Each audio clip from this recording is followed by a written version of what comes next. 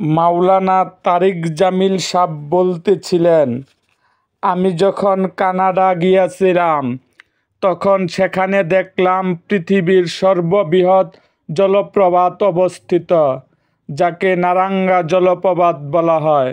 প্রতিদিন লাখো মানুষ তা দেখার জন্য সেখানে সমবেত হয়।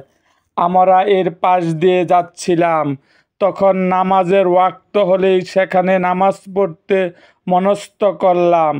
এক পাশে দাঁড়িয়ে আমাদের এক সাথী আজান দিলেন। চাদর বিছিয়ে নামাজের প্রস্তুতি গ্রহণকালে এক মার্কিন নাগরিক আমাদের কার্যকলাপ গভীরভাবে দেখছিল। আমরা নারাঙ্গার পানিতে অজু করে নামাজের জন্য দাঁড়ানোর পাকলে সে জানতে চাইল, আপনারা মুসলমান? বললাম, হ্যাঁ। এরপর নামাজ শেষে সে আমাদের নিকট এসে কথাবার্তা শুরু করলো। তখন এক সাথী প্রশ্ন করলো, আপনি কেন মুসলমান হচ্ছেন না? উত্তর দিল, আমার মন তো চায়, কিন্তু হয়তো আমার স্ত্রী তাকে সমৃদ্ধ হবে না। আমি বললাম, আল্লাহ আপনাকে অন্য কোনো স্ত্রী দান করবেন, এটি কোনো সমস্যাই নয়। এ বিষয়ে আমাদের অনেক আলোচনা হলো এবং এক পর্যায়ে সে কালেমা পড়ে মুসলমান হয়ে গেল।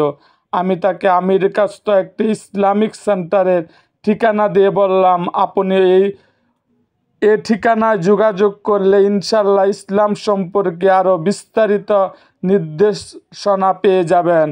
ক্যালিফোর্নিয়ায় এক আরবীয় যুবক পাগড়ি পরে রাস্তা দিয়ে যাচ্ছিল।